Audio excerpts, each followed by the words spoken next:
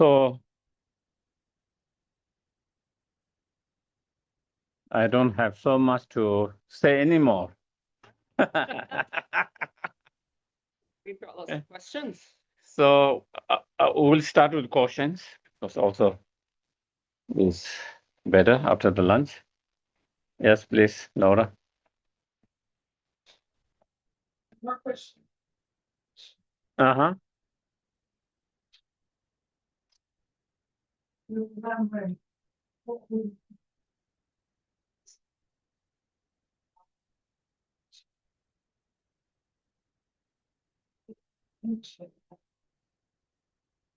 Okay. So I don't know whether you heard the questions. No, no questions. So that is why I don't know whether I can repeat correctly, but I think it's questions about transmission in terms of lamrim. You know, um, what does that means? So there are many different kinds of transmissions. Just oral transmissions, that is kind of reading the whole scriptures, So depending on, like, example, if you want to have transmission in Lamrim Chemo, then someone who has received the oral transmission, they will read the whole Lamrim Chemo just listening. Or if you want to receive the oral transmission of, what do you call, foundational good qualities, then they will just recite that. Or three principal aspects of path, or the song of the experience, the short lamrim. So depending on any of those lamrim, someone who has transmissions, normally they will just recite, and you just try to hear the sound. Of course, if you understand, if you can contemplate, it's even better. But even just hearing the sound is okay to transmit the transmissions orally. But in some others, then there is what we call shelung. Oral transmission is just lung. Shelung means oral transmissions with the explanations. So sometimes the teacher might give very detailed explanation or short explanation, but that would be Shelung, means transmissions, oral transmission together with the little commentaries. Okay. Of course, that would be the best if we can get it. But even if we cannot get it, then at least that oral transmissions. And for that, you have to get the whole text, like it's not like, if you miss some part, then you didn't get the whole transmissions. That is why when His Holiness was giving the transmissions, that 5 years for those 18 Lamrim.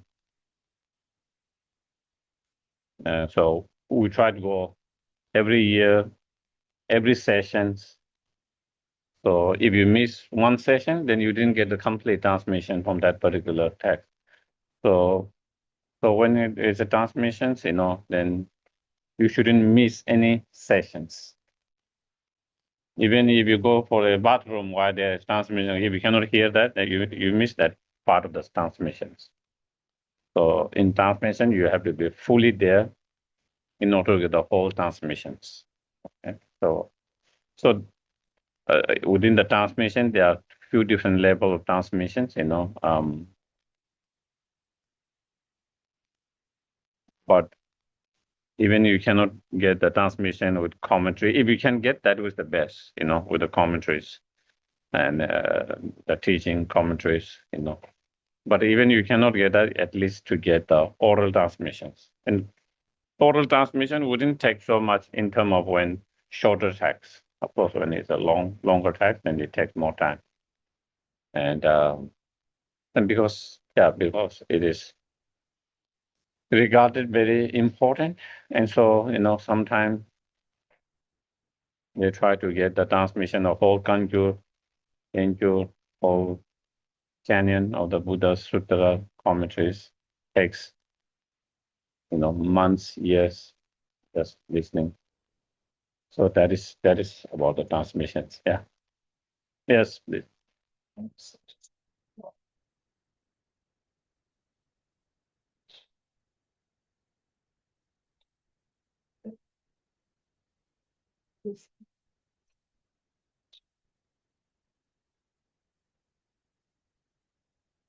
Uh-huh. Uh-huh. So the question is, can you get transmission from the online? That is one, and the other transmission is, can you get just by listening to it, or?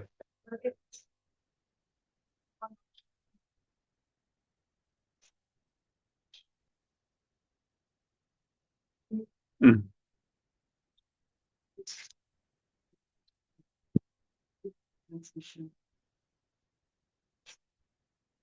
Normally, I think is the transmission. Then I think there will, I think, um, just giving teaching doesn't already become transmission.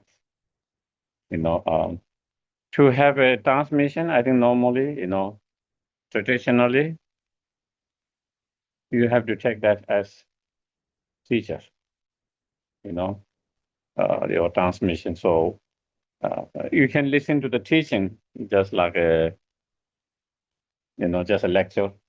You don't um, have to take someone as your spiritual teacher. You know, um, you can just listen just as a lecture, whether you go to school or other things.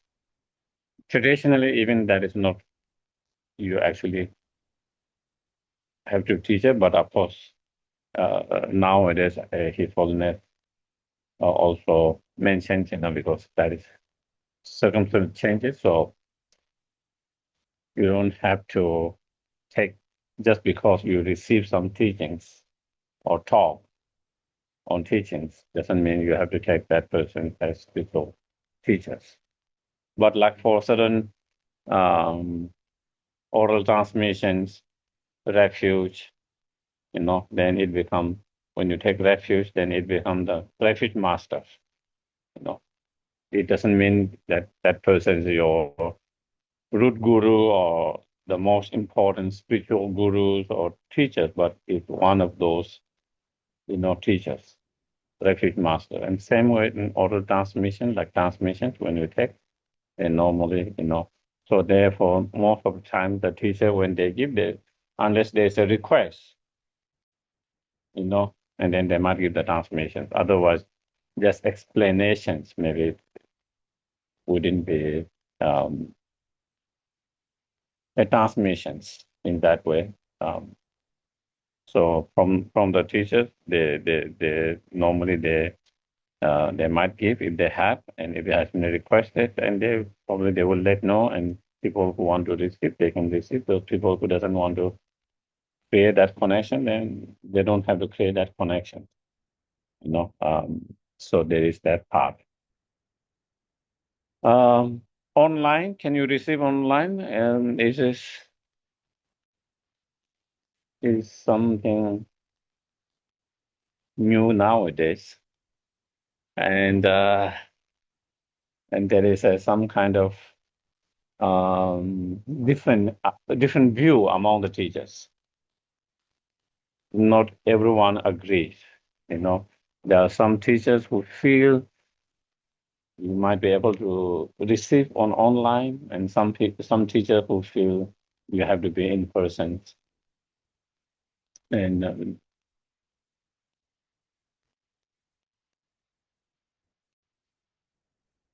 if we talk about the receiving online, I think it started with His Holiness. Uh, most Mostly after COVID or around COVID. And I remember one time before when he gave a Kalachakra in Amarwati. That was when he gave an exception for those Tibetans who were in Tibet. That year, so many Tibetans came, you know. And then the Chinese government knew that. And then they said they have to come back. Otherwise, they are going to have a problem. So many of them, even after they got to Nepal or India, they have to go back. Otherwise, they will lose their job or they could have in trouble. Once they knew that when they got visa, they said they are going to pilgrimage or something. And then once the government knew that they are going to Holiness teaching that. And so many of them have to go back and then they refuse to give any more visa for others. And that was well clearly known. And so in that initiation, I remember His Holiness saying, for those Tibetans, especially from those Tibet, I know that you have strong devotion and you have made a lot of effort. Some of you came and you had to go back. And some of you, really wanted to come, you couldn't come. And because we have that devotion and we have strong connection, so I will keep you in my mandala when I give the initiations. And you also try to, from distance, you can try to join that live, that, and I will keep in my mandala. So that was the first time that I actually heard any exception that where you are not in persons, that actually you, before that I've never seen and heard His Holiness or any other Lama doing that. So that was the first time, if I remember from my experience, from His Holiness giving that kind of exception from the distant. Okay, yeah, that, yeah, that one in Amarwadi much earlier. Yeah, probably around that time. Yeah, or even it might be even earlier than that. Probably 2009, 2006. I'm not sure, but so that was and then His Holiness give explanations, and there is a normally to get a full ordinations, you need to be in person. You cannot get a full ordination from distance. But Buddha's time, there was exceptions. The exception were there were people coming from for the full ordinations from long time, and then they have obstacle problem in the way, and they couldn't join, they couldn't come. So then they wrote a letter, and so then Buddha gave full ordination from distance. That kind of exceptional. That was exceptional cases because from their side they were really putting all the effort, and due to certain obstacles, that is they couldn't. So because of that, from the distance that you can so that was His Holiness also in the same way, that is. So I think in such exceptional cases, maybe it is possible. And I think those, when you even despite you put all your effort and still you cannot get there, and then from in that, then the teacher keep you in a mandala in the visualization within that, and from your side you do yourself and participate in that when in life, maybe there is then possible, but like you don't make any effort and you just sleep home, and even you have the option to go and you don't want to go because I can just take from online.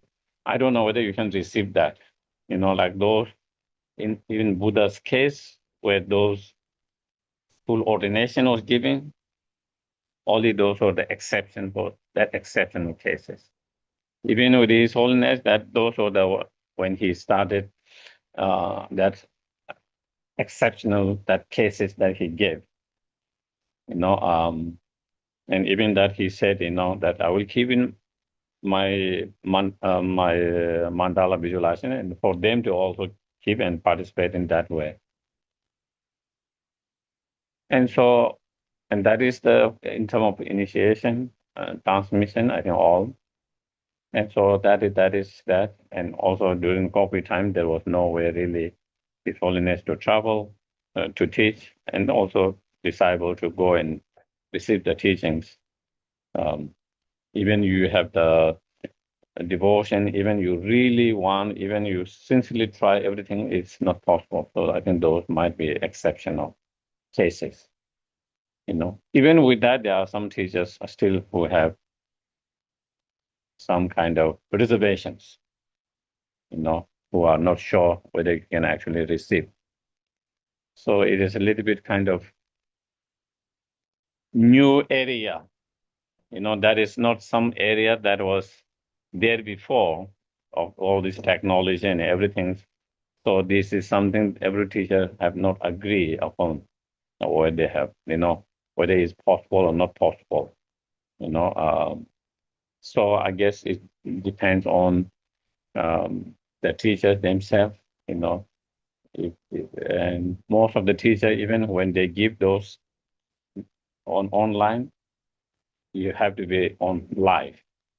It's not as listening to recordings, where there is a initiation or there is oral transmission when they have recorded and you listen and then you receive it. Even in such cases where the teachers allow and says okay to receive that, it has to be live, and also there's some exceptional that teachers, some teachers have given, some teachers, probably they will not have that options. You have to in persons. So I think that is all I can share. That is all the informations that I can share and I can say. And yeah. So the best is try to make effort to be in with persons, and even trying your best. If not possible, then at least if the teachers allow them to say it's okay to receive, then to be in live with that. But yeah, and for personally, it's okay. But I think to share with others, I'm not sure. No, I personally also feel that way. If I receive online, I don't feel confident that I can actually say have the oral transmission to pass to someone else, which I will receive from the online, unless I will receive from.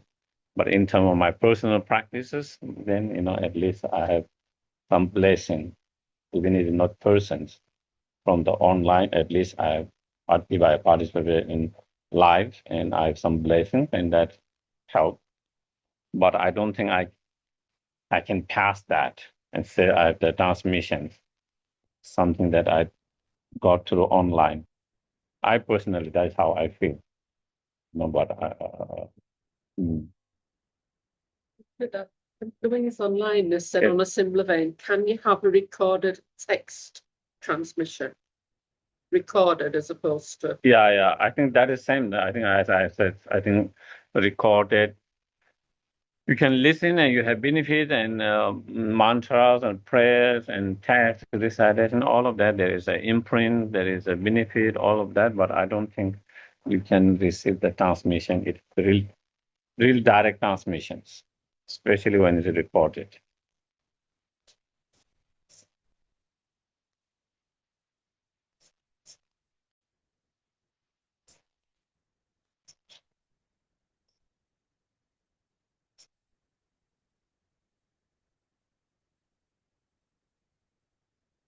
Yeah. The question here is that Lama Sopa Rinpoche has given permission to listen to the 8 precept that they have recorded Rinpoche and to take it. But 8 perception is okay. You can even take yourself, even if it's not listening to Rinpoche, you can take by yourself. The best is first time you take from the teachers. Best is to take from teachers who have that. If you cannot find any teachers, anything, you can do by yourself 8 precepts. But at least you try to take once. And so then instead of doing by yourself, if you have someone like His Holiness Dalai Lama or Lama Zopa Rinpoche or any of those great masters who have recorded, and by listening, you take it even better than actually doing by yourself. So that is different than the transmissions.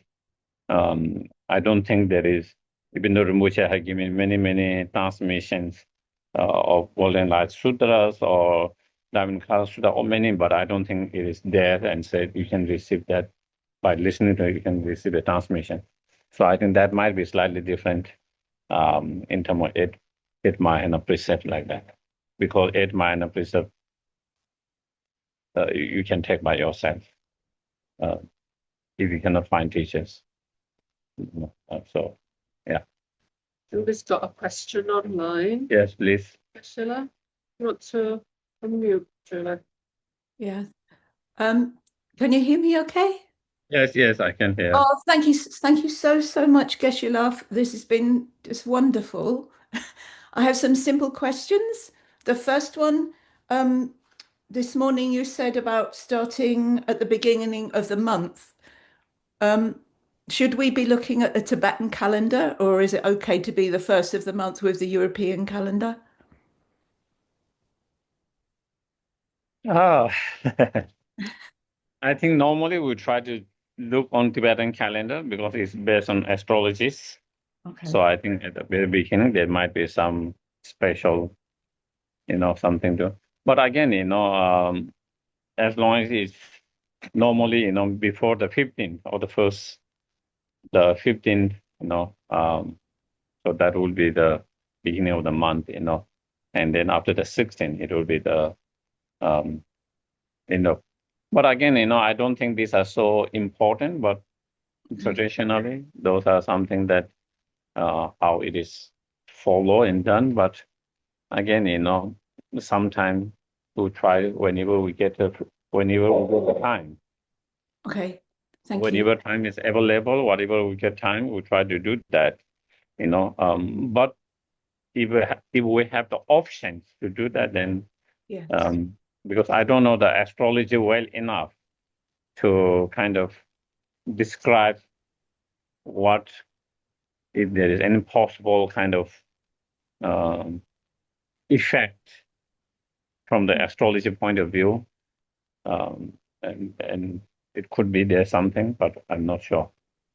So, Thank you. But yeah, but that's how traditionally is how it's done. So then it would be good to follow the Tibetan calendar more because it's more on astrologies, and each year they create based on the astrology's movement of that.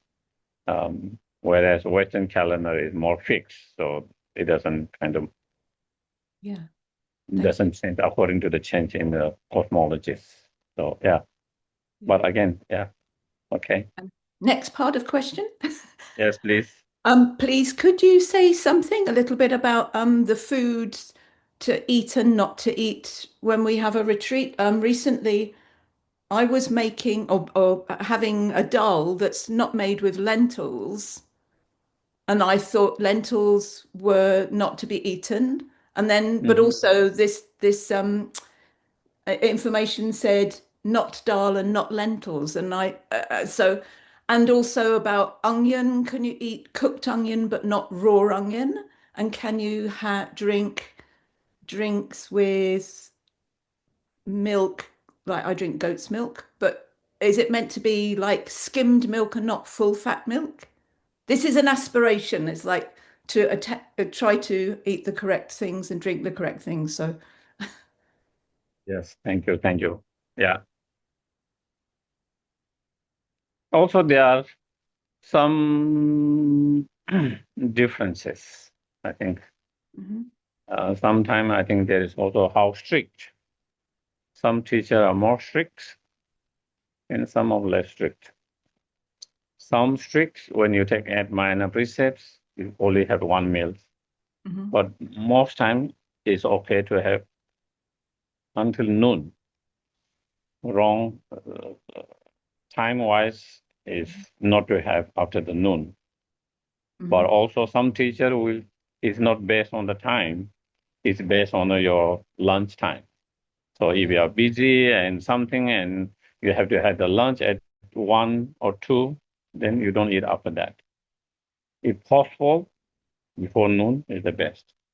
If not possible, then that is also, sometimes Rinpoche will give teaching, people take 8 minor precepts, and, Rinpoche teaching can go until 1, 2 afternoon, so the lunch will be served only 1, 2, sometimes even 3, that doesn't happen, but that can happen.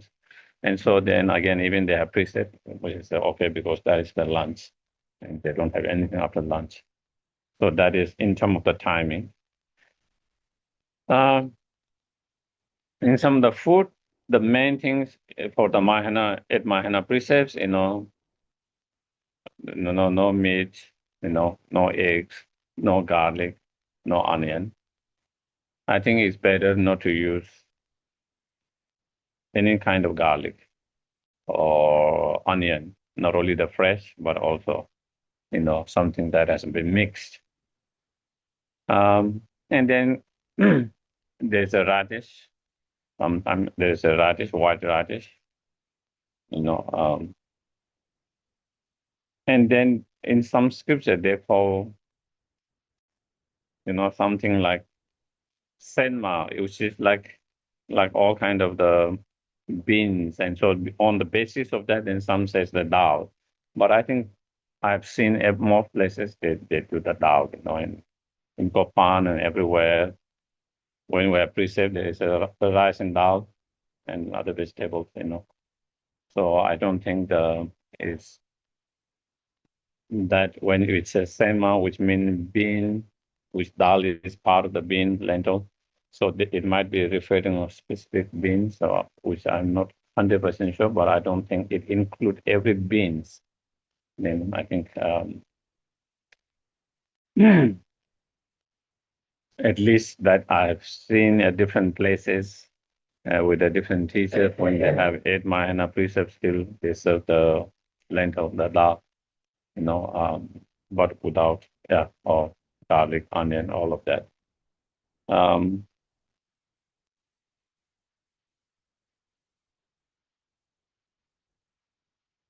So I think that is,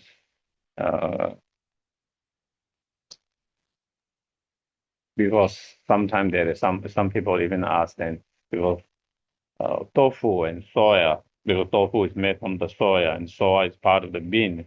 So can you even have the tofu in that kind of, and so I think in most of the time, I think I haven't seen any specific when in that some of the commentary on that, which food you cannot eat, where they have this Tibetan term senma, which means like bean, but there is no specific what particular beans. But again, also I don't know exactly how the bean affect negatively. Of course, garlic, onions, I think it make your mind a little bit unclear, a little bit more sleepy. There is that energy too. Radish, I think maybe the smell might be too strong. I don't know whether it's something to do with that. Also, maybe yes, I don't know exactly, but why they are counted as the black food,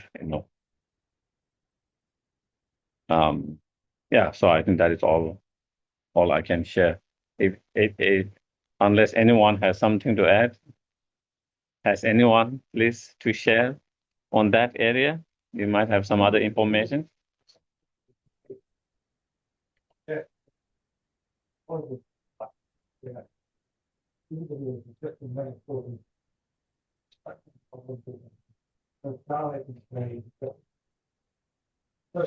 Mm-hmm. Mm-hmm. Mm-hmm. Yeah. Okay. Yeah. Those who are online, you might not heard. They were saying, there are certain beans which are very difficult to digest, and because if you have certain beans that is very difficult to digest, then it can, kind of, you have difficulty digesting, then it could be a distractions. in practice and meditation because of the disturbance. And also,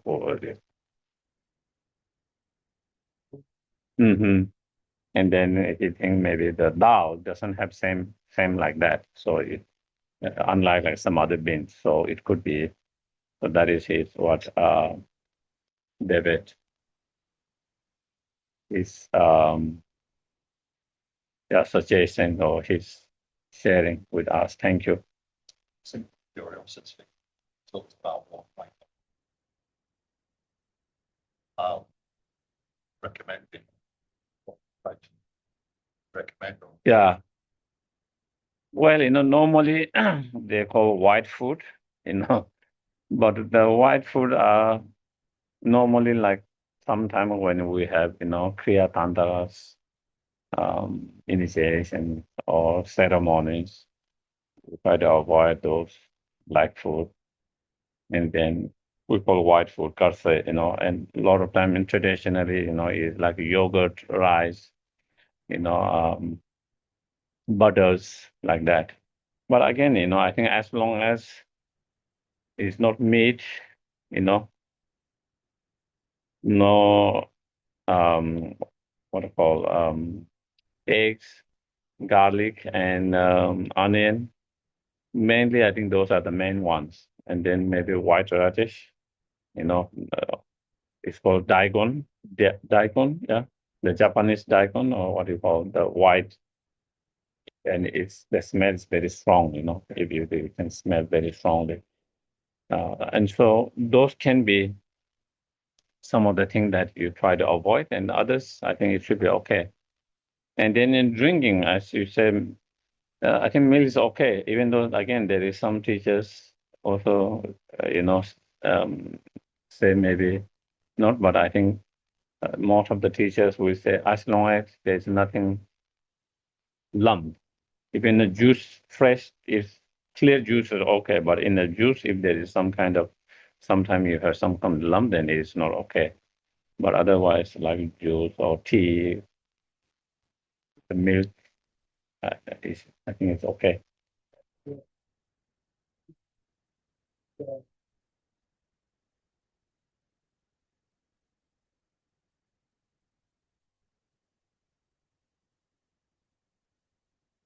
Yeah, so that is why I says like it depends on how strict the teachers are, and that some teacher will say okay as long as tea, coffee with the milk is okay because it's not a food. It is yogurt is not okay because you are eating, it's not drinking. Something that you chew or something that is eatable, that is not okay because it becomes like food. Because the 8 minor precept is one of them is not to have food at wrong time, and that means food. And so they will differentiate food and drink. Having a milk in tea or coffee it doesn't consider as a food, whereas yogurt would be considered. So that is, and then some teachers more strict. If someone strict, then they say maybe even not use a milk. So again, that is what I said. No different traditions. Individual teachers, some of them more strict, some less strict traditions, and that apply to many other practice too. Question just specifically just been asked, and I guess this goes into the same category about how strict you'll be, but full fat milk versus full fat milk versus Full fat milk, okay. Yeah. Well, I think, of course, it's best if we can avoid, fat milk or even dairy milk. But again, these are not so strict, not strictly kind of explained in the past because there is no concept or even plant-based milk in the past. Yes. So, these are something new. So again, if we can use a plant-based milk, even best, we don't have to use the dairy products. But of course, if we have to use, it's not like kind of breaking the vows itself. As long as there's nothing lump where it becomes like kind of you have to chew or something like that. And anything that consists like a food. Yeah. Sheila, a really different question from Louise. She's saying that it can be hard to find a quiet place to meditate and to be on retreat. How do you deal with noise when you've not got a choice? It's going to be some noise in the environment. I think Lama Yeshe once said, the best place to meditate in New York is going to the bathroom, toilet. You close the toilet and you spend half hour there. Not just joking. Well, you just have to manage, I don't know how, if it helps to put something, if that helps, like we manage, in the plane, some people do that, something to cover your ear, something that can reduce the noise.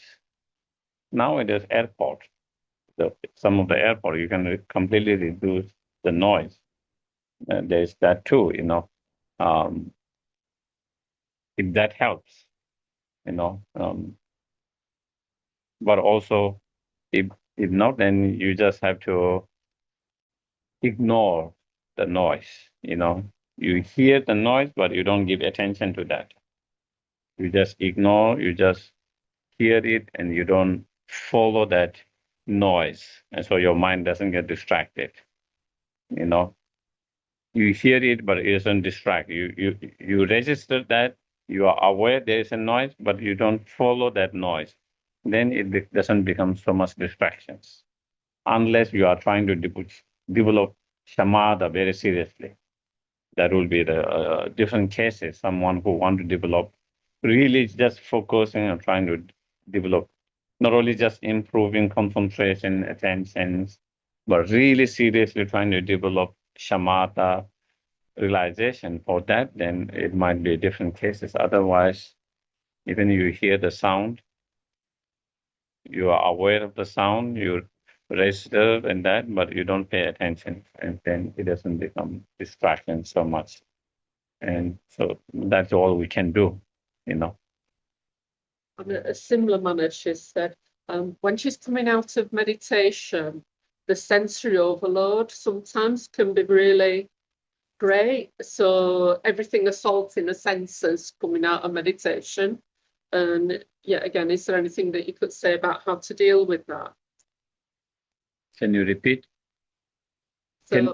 So she's saying when she comes out of meditation, so the after point, then the sensory, so all the senses, it can feel overwhelming. So how to deal with that? Yeah.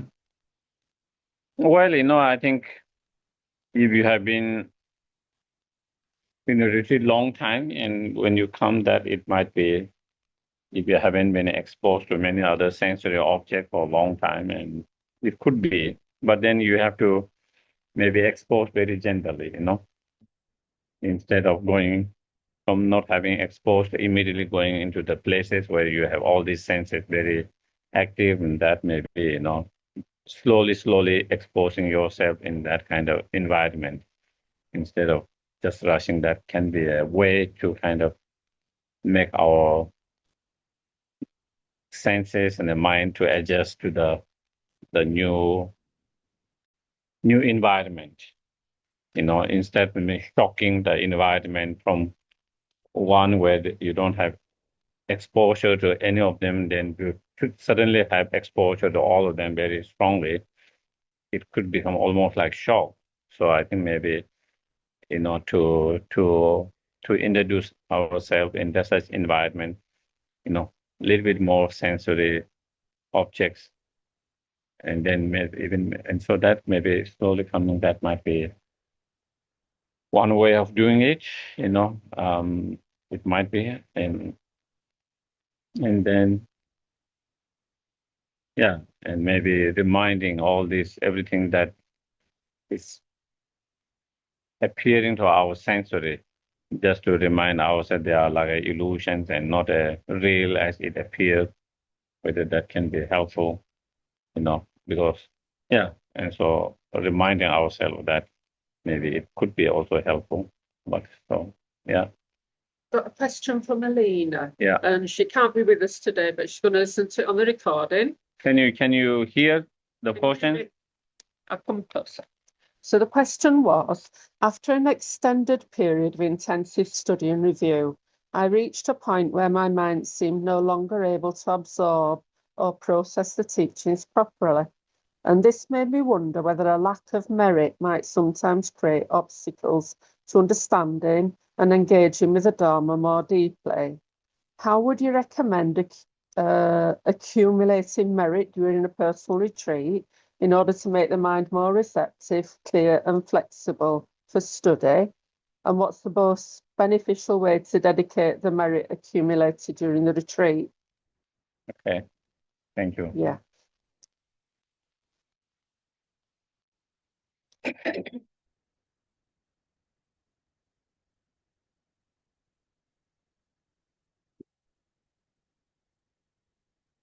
Sometimes when you are studying and reviewing very heavy subjects, such as the subject that we study in, let's say, master program or basic program, some of subjects which are can be not so easy for everyone. And so when you are studying and reviewing those subjects that we are not so exposed before and not so used to it, and then maybe there's too much information and we didn't take the time to digest it and reflect it, contemplate it, and digest it enough. So then maybe, and then we have this kind of reactions or response in our mind. Sometimes it happens. It's possible because of that. So I think taking the time and digesting, reflecting, and trying to not take too much information at the same time can be, because you are overloading. Sometimes you are overloading your brain, and now your brain cannot, because it's been too overloaded with all these difficult concepts and everything that you are having to difficult understanding it of them, and you are overloaded by that. And so maybe sometimes one can feel that way. So, and so digest one, and then then again, the next subject, next concept. So not overdoing that can be helpful, because sometimes we might be overloading it, and so I think taking that kind of little, is like, when you are trying to study something and just before exam, you read all them, and then sometime after some time you get confused because you are doing so much in same time, and then even something that you remember, but now you cannot remember because you are being too overloaded in short period with all this information, and sometimes that similar can happen when you are trying to review and do something that kind of, it could be that too. So I think that might be possible in some cases. So that is something that we need to, be aware. And when our mind is being overloaded, then, you try to kind of relax and try to digest, try to contemplate before we kind of try to think too much, others, difficult topic subjects, because it takes time. And sometimes we try to digest everything simultaneously, and it's not, trying to understand, digest everything, at the same time, and sometimes our mind or our brain cannot handle it.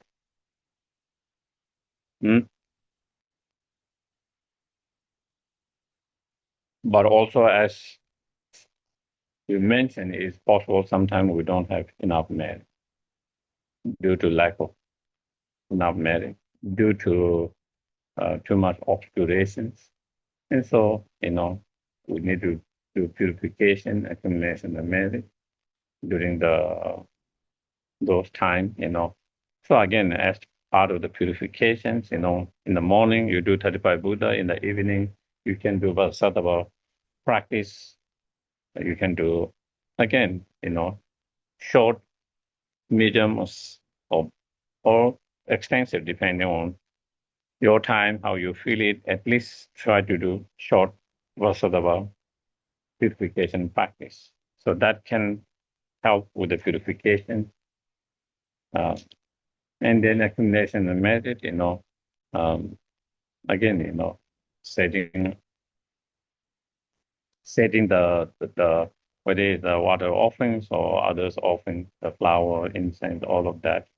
Normally that we try to set up in our altar. So those offerings, is one way of that. And then, mandala is supposed to be one very powerful practice to create merit, and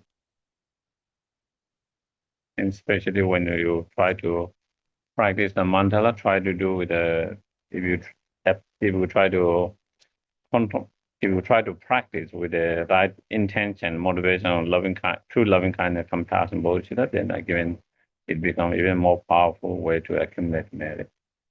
That is one way of also accumulate merit. Also, reciting sutras such as Heart Sutra or Dhammapada Sutra can be also very powerful way of accumulating merit. As is clearly mentioned in the Dhammapada Sutra, the benefit of that, especially not only just reciting, if you have a little bit of understanding of the subject, the emptiness, and while you are reciting, you try to, contemplate a little bit, and with that your contemplation, if you recite, then as in the sutta says, incredible benefit, where it mentions, reciting Dhammapada Sutra with that little bit of contemplation, create more merit and making, to vast Buddhas and Bodhisattvas, and with 7 precious jewels as vast as the grain of river Ganges is how much merit we create if we are able to do every day that. And Buddha's mentioned, reciting that it create even more merit than that. And so again, in such, again, based on some understanding of that subject, and then you recite those sutras, personal paramita sutras, then again, that is also a very powerful way of accumulating merit. And so there are certain way of accumulating merit in that way. And there are many other practices in accumulating merit, but I think those are more kind of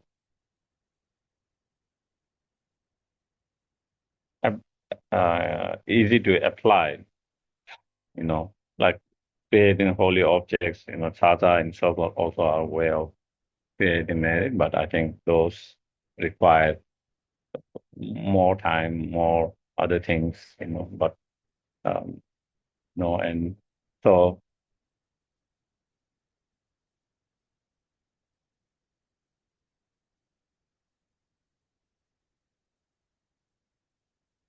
yeah.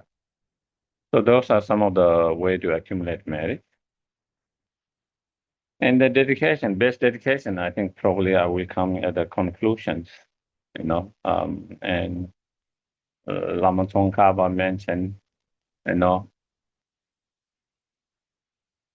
3 kind of best dedications. And one of the dedication is to dedicate for enlightenment, so that we can be greatest help benefit to all sentient beings. So it's dedicating for all sentient beings, well-beings, and in order to achieve the enlightenment. Also, other dedication is to dedicate for the flourishing and longevity of Dharma, which is the cause of true happiness.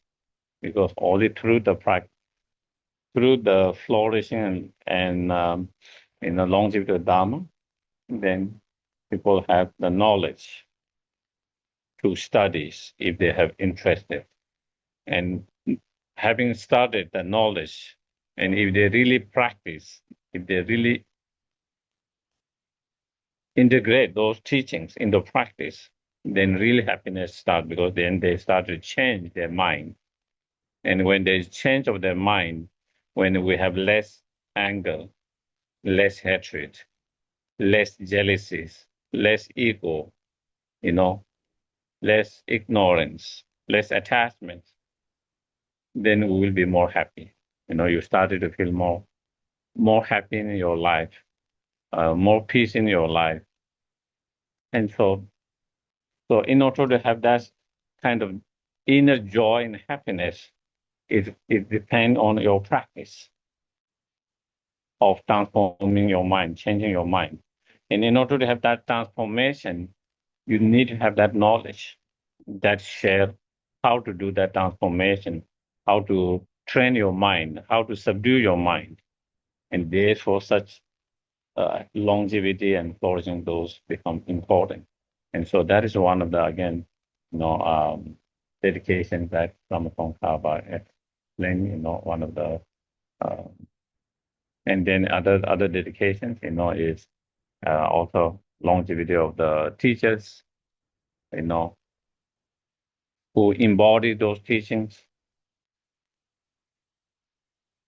who really practice those teachings, and then who share those teachings. And so also longevity of those true masters, true teachers who really embody those teachings and who are able to share those knowledge with their own direct experience are very crucial for the well-being of sentient beings. And so those are some of the three kind of dedications that can be helpful. But of course, there are other many dedications that one can be. We can maybe when we come to the end, maybe conclusion, maybe I might say a few words. Okay, any others? Yes, please. I'm thinking of doing 2 separate months for a Lamrim retreat. They might be as far as a year apart. Am I better when I'm planning it to think about having aspects of all the Lamrim in each month, or would it be better to focus in on certain aspects in one month and another for the other one? Are you able to hear the questions? Yeah? Okay.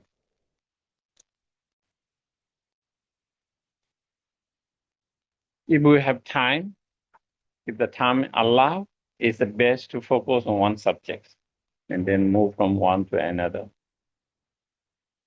In a short period, when you are trying to do the whole things, you don't really have time to really digest each of them. It takes time to really feel it.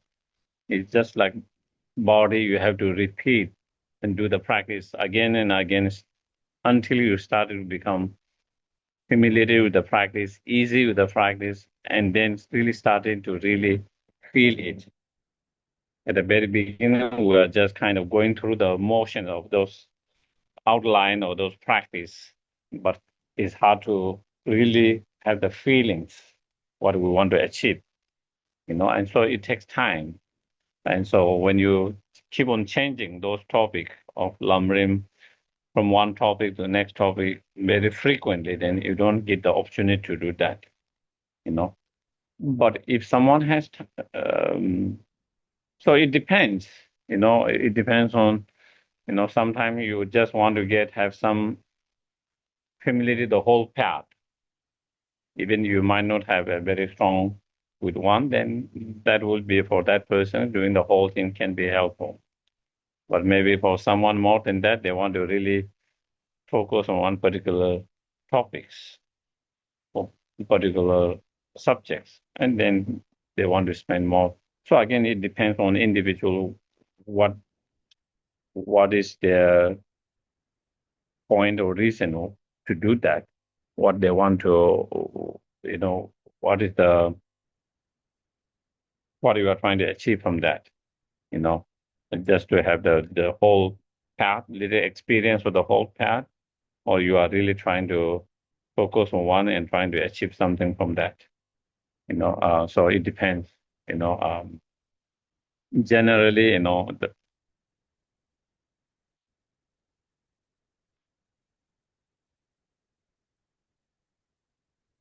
yeah. But if you have really enough time, then you know you focus 1 week or 2 weeks on first one subject, and then you move to the next one, 1 week or 2 weeks, spending at least, if not months, with a few weeks with each of those topics, and by within the maybe you know 2 3 years you finish the whole in the more details. So the program in London was vision that very big. In the first one, then we covered the whole London, but the emphasis on the process. Mm-hmm. Then the second time, we also the whole London, condensed version for beginning and end. We focused on the second stroke. And the third one, we did the first two strokes, and then emphasize the break of the feet, maybe to like that. The first time the two strokes, and then second time to mostly in the third. It's quite good that we see the whole aspect is condensed in the part seven of emphasize. That was one basically like the topic of Yeah, every meditation, it will be best if you try to do the glines meditation, the whole lumbering.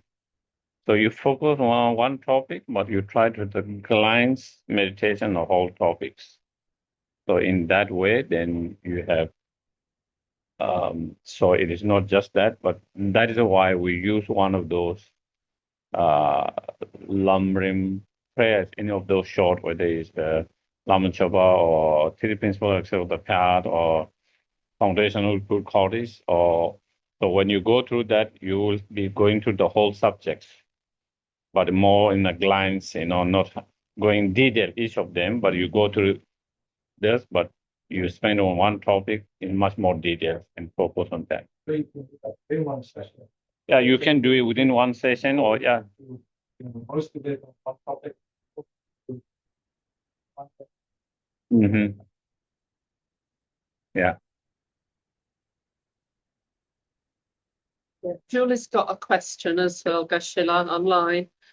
She says, do you recommend any particular text or part of a text on this topic of setting up a personal retreat?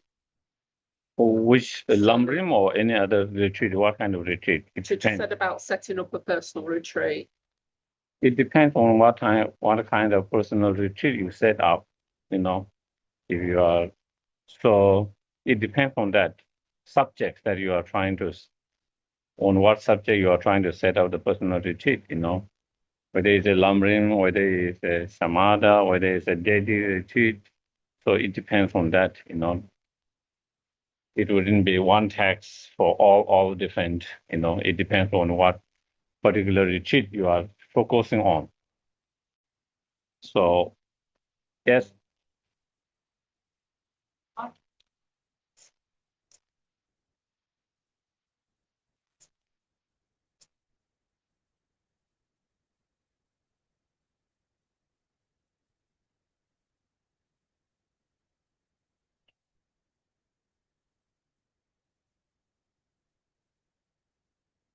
Yeah, I think probably that might be about the Nyungne. Yeah. But also, of course, there are instructions by Rinpoche from how to start retreat and all of that instructions, you know, including those practice, like as I mentioned this morning about the preliminary, like Gyakor and blessing the body, speech, and mind, all of them there. But as I said, even though you can do by yourself by reading it, but it's best if you have someone who can come and do, monks or some others who can do that. Yeah. Julie, does that answer your question, or was there a particular type of retreat you wanted to ask about? Well, what Geshe has made me aware of is that I wasn't clear enough in what I was asking about. And I'm guessing that maybe in the Lamrim Chenmo that Lama Tsongkhapa gives clear advice on setting up on, because it's those personal instructions in the Lamrim Chenmo. So I'm guessing that within that would give the advice for Lamrim Chenmo. And the other retreat that I do that is Kriya. So there are a couple of texts that I have already on that. Yeah. So so that, thank you so much. Yeah. So if it's something Kriya Tantra, then of course you based on sadhana, whatever sadhana you use it, and then you can find some commentaries to go together with that, and then to read those sadhana, the commentary while you are doing the off session, then that can be helpful. And then it's a lumbering, then you can try to follow the outline of any of those lumbering, whether it's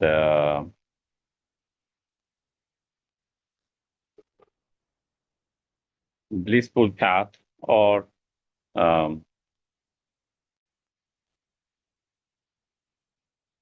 quick path. And so those give outline and a little bit of visualization and that, and then the main one you try to use the contemplative analysis as it described in Lamrim Chenmo and others. Yes, you had. It's an elementary question again. This morning you said it's harder to do. I heard this morning. It's very hard to me to settle personal retreat like this. With many Zens. Very interesting. I really read it and how. Sounds it's very important to take. Am I right in saying that the school is the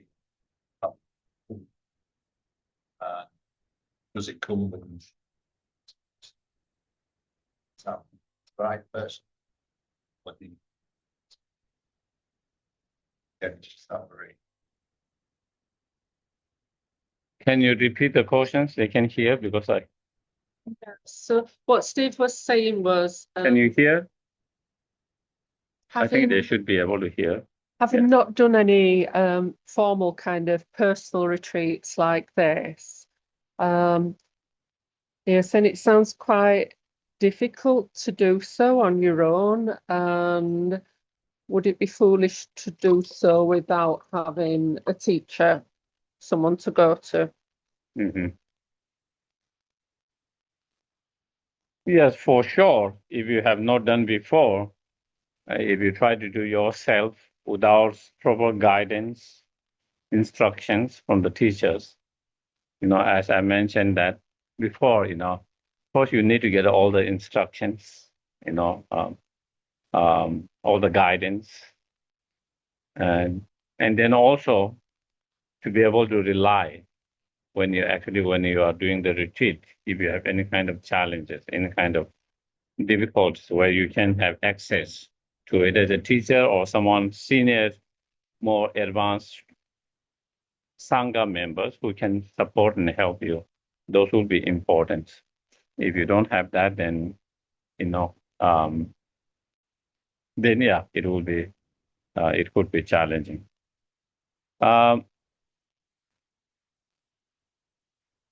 But I can, in a group, when I say like it's more easy to by yourself than in a group, I was talking more about when someone is in the group, there is someone who lead the meditations step by step. When you do that, then everyone has to follow that teacher step by step. So then you cannot go by your pace. is harder to go through your pace because you are following that. But while you might be all same to get in a group, but you are all doing by yourself.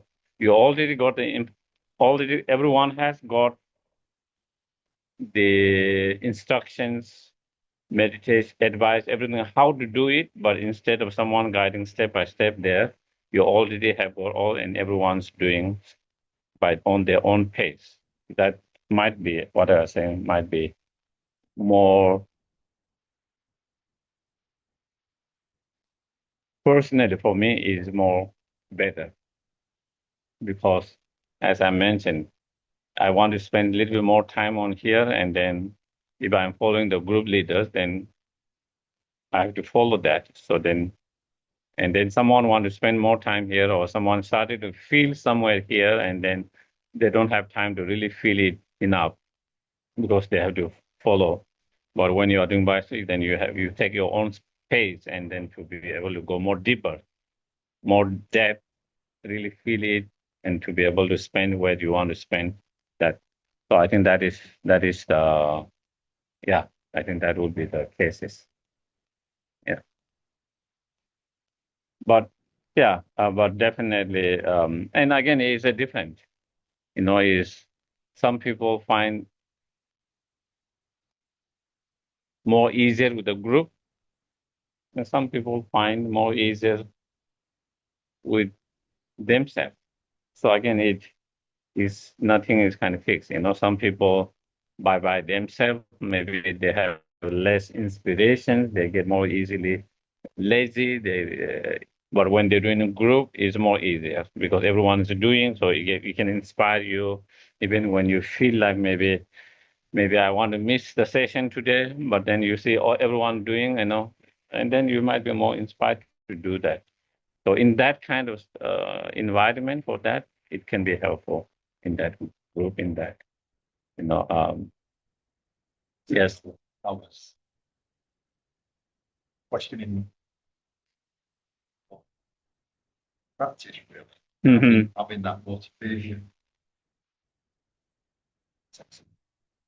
depth of practice, well beyond Uh-huh.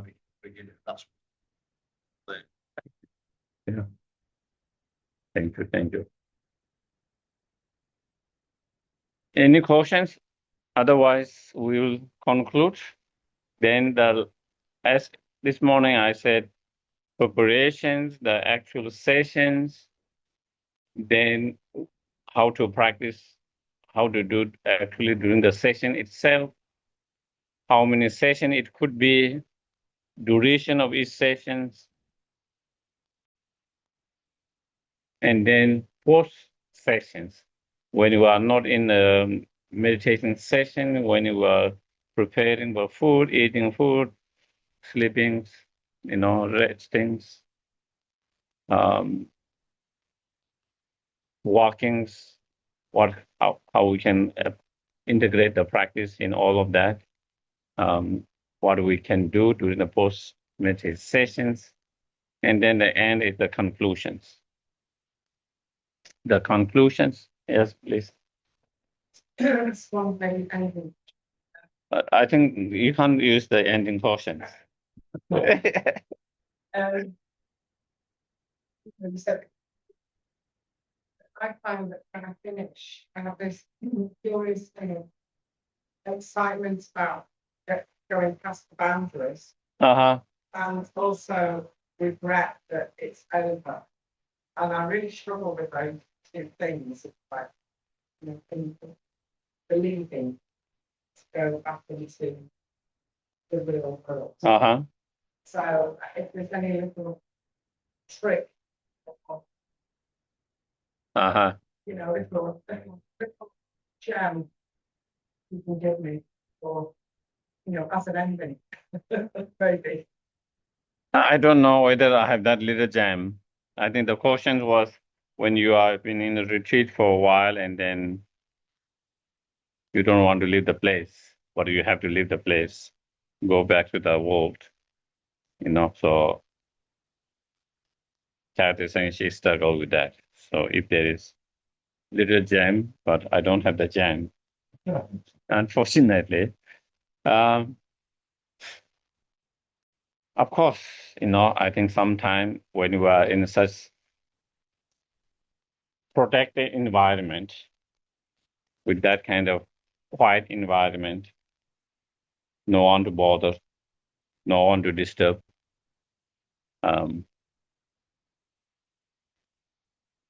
less distractions, definitely, is something that maybe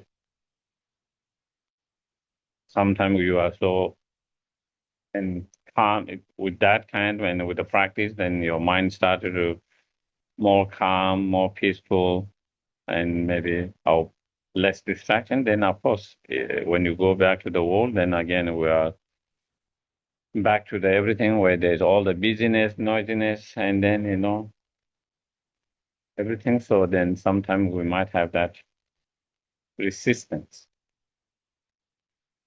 to be in that. But again, I think one of the things that can be helpful is that we think going back to the world is part of the meditation practice. What we learned during this retreat now is time to bring in the real world. The whole point of going the retreat is to build those tools, mental tools, so we can deal better in the actual real world, And so that is the whole purpose. That's the whole purpose of retreat is to train our mind and to develop those subtle practice or state of mind or practice so that actually when we go into the world that we can manage and deal better, than before. And so that is where really now you really have to put in the practice in the real world, So knowing actually this is what I learned, now is time to put that in the practice in the world. So having the opportunity to do that. So being mindful of that and then trying to apply as much as possible. So then, it's not like you have finished your practice. Actually, the real practice starts now. Real practice, real retreat starts now, and so again, seeing this is itself is a practice. Itself is a retreat, maybe even better retreat now. You have little skill, little tool, and now you really engage in real world where you have opportunity to apply those in real world, the tools that you have developed or learned. Sometimes we think, oh, now, my retreat is over, my practice is over, and as though that we are going totally somewhere else. But actually, it's the continuity of that retreat, continuity of that practice. And so to understand that, maybe can help to have less less aversions or reservations. Okay. There's not a question online. Geshe, I don't know, Liz, have you still got your question? Yeah, yes. It's a bit weird, but from what you said about your teacher who had to who wanted to do this 3-year retreat and still was asked by the Dalai Lama to carry on teaching, does it mean that one can combine the 4 sessions and still have to come out even to work and even mingle with others, as long as one has the time to do those 4 sessions or to do the whole practice, let's say, if it is a deity practice, every day, as long as we do it at the same place, that is the altar room and the cushion, is it feasible to do that? Or Yeah, is I it? think, yes, it is feasible. I mean, it's not very traditional way of doing it. But again, as I said, in that case, His Holiness asked my teachers, that he should not stop teaching, and it's important for him to continue teaching, and at the same time, he can do retreat. So you can do still if you cannot manage to find total, um, if you have, again, it depends on individual. The best is if you don't have to do that, and mingle with others, and if you can do that, sometimes it might be better. But for who knows, for some others, having interactions with others at the same time to be able to practice, even that can be even more powerful or better. So again, maybe it might also depend on different individuals, their capacity. Um, so while you are able to help and benefit at the same time to be able to do those meditation practice, for a lot of people, it might be difficult because then, when you are dealing with others all the time, that can be very distraction. Because of that, your mind can be disturbed, agitated, or different things, and then that can be distractions. But again, but someone who doesn't have time to do 3-year retreat without, you know, have without having to engage in the world in some way due to their responsibility. And then if they want to do that, while they are able to manage maybe 2-3 sessions each day and still to be able to do that, then it's wonderful. Of course, then one can do that. Right. But just thinking in my case, I live alone and I have nobody I can ask assistance, and but at the same time, that wouldn't mean that I'm just going to do all kind of things. I just do the essential, what has to be done in order to keep the thing moving, and That is doesn't mean okay. that one can then take if one is slow at reciting, for example, one doesn't have to exactly have a deadline. That can be quite a little bit open, as that would mean less stress and ability to make it to the end. Yes. You can build a boundary where, like one of my teachers, you can have a bigger boundary in your mind, So if you need to go to the grocery, that is okay to go grocery. If you need to go to the hospital, where the hospitals and the shopping malls or the groceries are, you can keep those in the boundaries. And when you need to go and do those essential things, you go and do those essential things. And then definitely, even in the, yeah, so I don't think that would be a big obstacles for someone to do retreat in that way. Yes, thank you very much. Thank you. Yes. Thank you very much. Welcome. Even in the past, some of the meditators, they will go time to time in the village to look for the food when they don't have by themselves, in the mountains when they don't have helper. So when their food run out, they would go to the village to ask for the food, and so they will still have some interactions in that when, and that would not stop them from continuing the practice of meditation, So, yeah.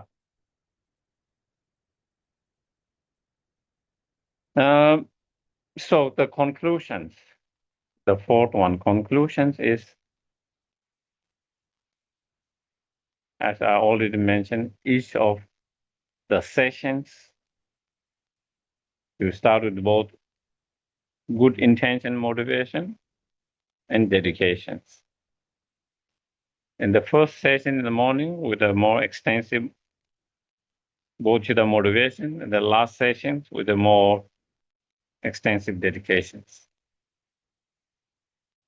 So that apply for every day to day, week to week, month to month, year to year, how many ever you do retreat, how long ever retreat you do, that's what we try to do, especially end of the sessions, the last sessions, again, extensive dedication, as well as we try to reflect the day, and then if the things has gone well, positively, as you have set up motivation in the morning, you rejoice, and you make even stronger determination to keep up such practice in the futures, tomorrow and coming weeks, months, years.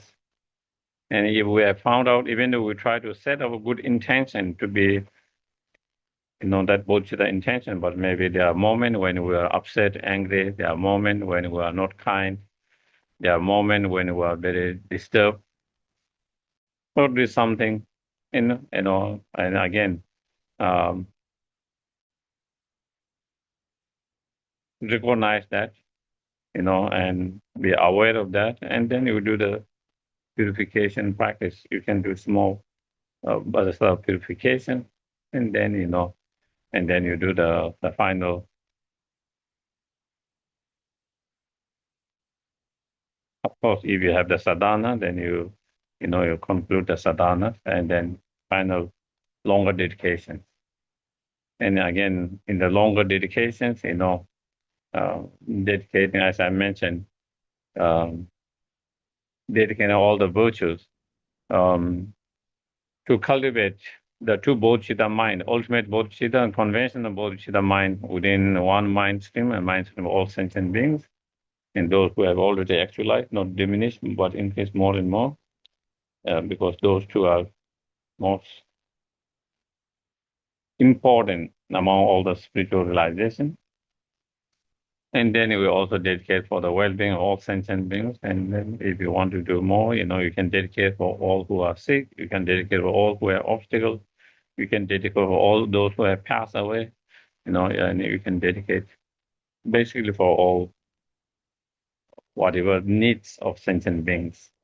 And then you dedicate for the longevity of the Dharma, longevity and of the gurus, all their wishes to be fulfilled, without obstacles and that, and to be able to continue to be under their guidance and care, spiritual guidance and care in all, from now, in all futures until we achieve enlightenment, and then we dedicate to achieve fully enlightened state, and then try to seal with the emptiness, and then again, just as that Lama Zopa Rinpoche's advice, dedication, you seal with the emptiness, all the dedication, so that is the, and then at the end of your retreat, depending on what kind of your retreat, if it's some kind of near retreat or approximate retreat, then you do the 5 puja, as I mentioned. You conclude with that 5 pujas and extended dedications. If it is not like that, then if you are doing certain kind of preliminary practices, whether it's a Vasattavas, whether it's Guru Yoga, whether it's 35 Buddha, preliminary or mandala, whatever, now when you conclude, when you complete, then you try to do either, Dojakat or 5 puja, which is more easy, not like the normal 5 puja, which require much more, with the Dojakat, you can make a small, with a small fire with a, what do you call the black charcoals. And with on the charcoal, you can do that. It doesn't require big fire, and it doesn't require many substance and like that, communicating. And so you can do a little bit of that to purify whatever mistake we could have made and all of that. And then one of the advice,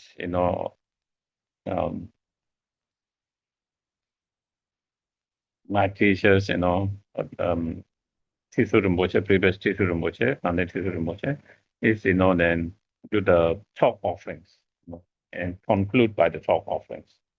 That can be also beneficial, Whether you can do the Lama Chopa chalk or Vasattava chalk, then try to do the chalk, conclude with the chalk offerings, and dedicating So that, and so those can be helpful, if we can last when you conclude the whole retreat, especially when you are doing a little longer retreat, and then if you can conclude with that talk offering and extensive dedications, then that can be beneficial and helpful. So I think that is all how to set up a personal retreat. So okay. So then we do the dedications, and since today is the last day, we can before we will take few moments to take the time to before we decide that.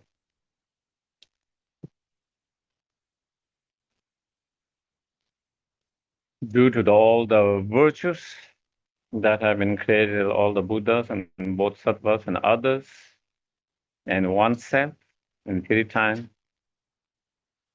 especially during this yesterday and today, whatever virtue we might have created, due to all of that, may the bodhicitta mind and wisdom relies in emptiness be cultivated within the mind stream of ourself and all sentient beings.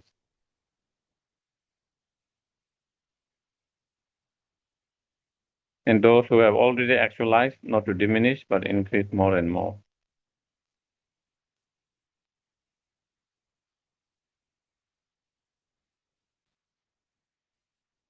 And we can also dedicate all these virtues for all sentient beings who are not feeling well, who are ill, whatever the illness are, for them to be cured from the illness, healed and cured.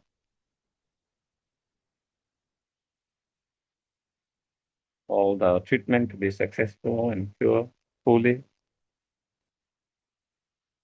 And all of sentient beings to have good and healthy and happy life.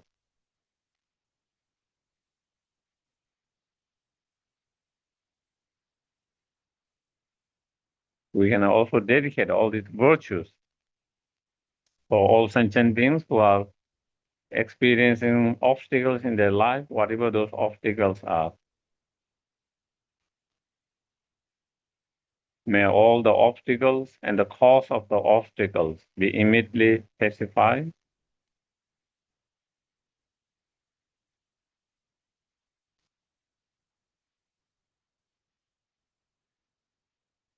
And may they all find perfect, good or perfect solution to their obstacles and solve the obstacle, the problem, and all their wishes be fulfilled according to the Dharma.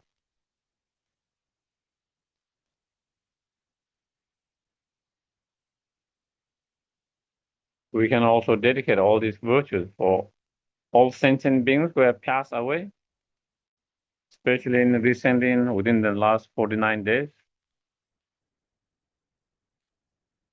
Wherever they are, may they be free from all the fear, suffering, cause of suffering.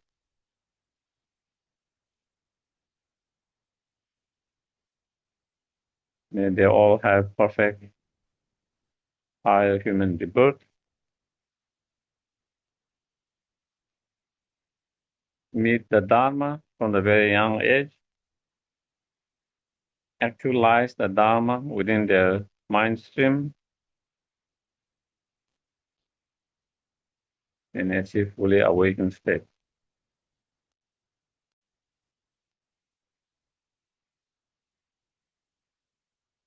We can also dedicate all these virtues for all the war, violence, aggression, not only physical aggression,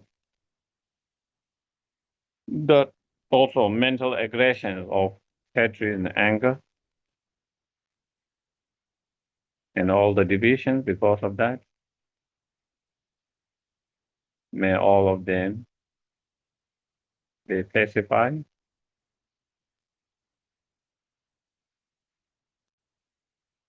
as well as cause of all of those violence and aggression be pacified.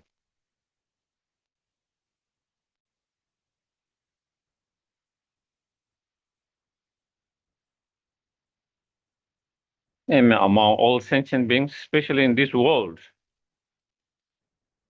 may all beings, especially the leaders, have more tolerance, better understanding with each other,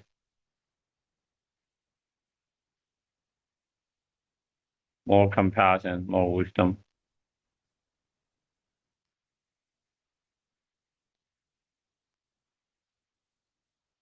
And through that, may they find solutions to the problems more peacefully.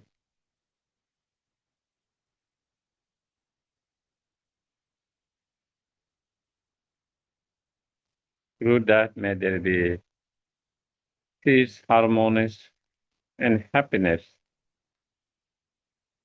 in the mind of all human beings, all sentient beings, especially in this world.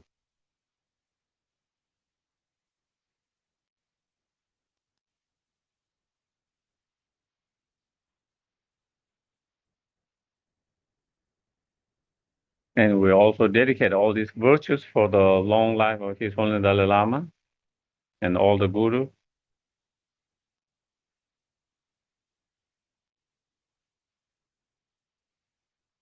All their noble wishes and projects be successful without any obstacles.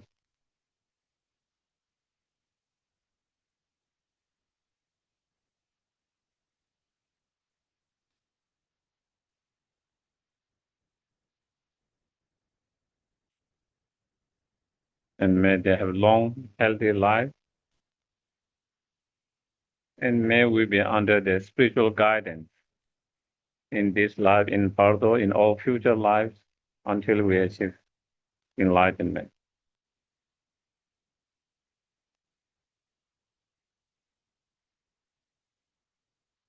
And may we always be able to follow their perfect example and their advice and instructions.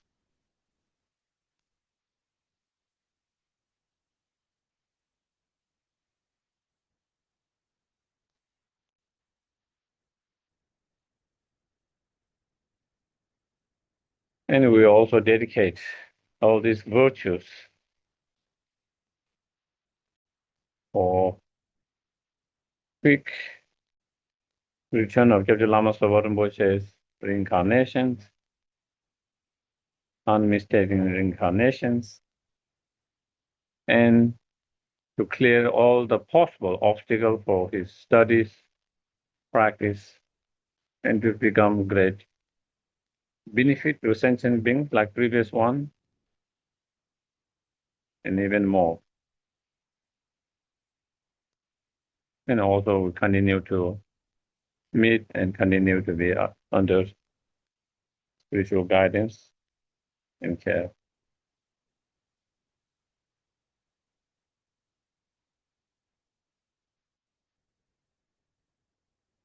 We can also dedicate all these virtues for all the destruction and sufferings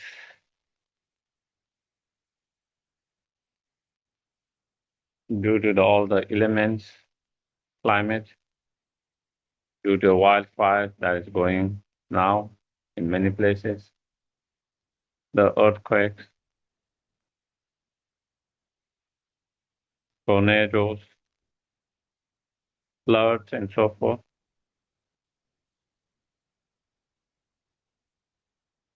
As well as to pacify all the cause and conditions for such destructions.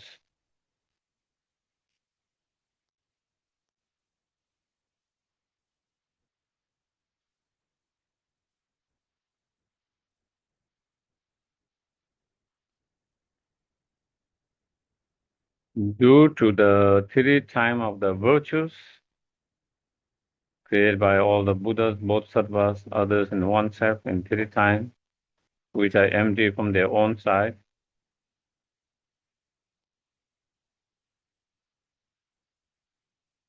may I, which is empty from its own side,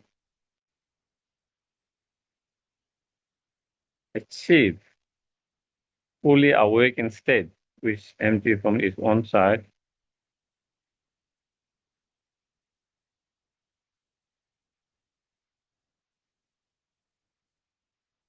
and liberate all sentient beings which are empty from their own side.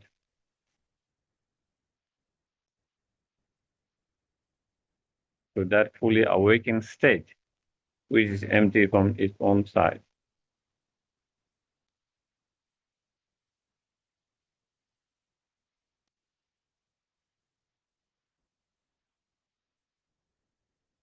Okay, so then we can do the dedication. So that one is what it means by sealing with emptiness, the dedication, the last one. The first two we can chant in Tibetan. Gewa di nyurdo ta lama sangye do kyo ne do wa chi kyang ma le pa de yi sa la kwe paran sho chan cho sem cho rin po che ma ke pa nan ke kyu che ke wa nyam pa me pa ya kong de kong do ke wa. Also, he's on the Lama. We can chant in Tibetan. Kari rawe korwe shinkam de Pendan dewa malu jungwe ne Chere sen wang tenze jato ye Jabe side patu ten gyuru chi. Then Lama Sabha Rinpoche took written, right? Fearless teacher and assembly of children of the Victoria One, Savakas and Pratia Buddhas, victorious Losang father and son, alone of the lineage master, all the objects of refuge in infinite land. Please bestow the virtues and goodness to accomplish this prayer here and now. Holding, spreading the Muni stretches and complete teaching through explanation and practice, you owe the amor patience that never discouraged. Incomparable, venerable Guru, to you I make request. While striving single-pointedly for the sake of victorious one teaching, the sole gateway through which all benefit and happiness emerge for the mother living beings, you suddenly departed the peace, such a great loss. Nevertheless, through the undeceiving truth of placing the ocean of three jewels and the great waves of Bodhisattva of children of victorious one, may the smile of reincarnation swiftly beam in glory for us, fortunate disciples. Thank you, everyone. Thank you for your participation, patience, and then, okay. Thank you. Have a good, wonderful day. Thank you. Thank you.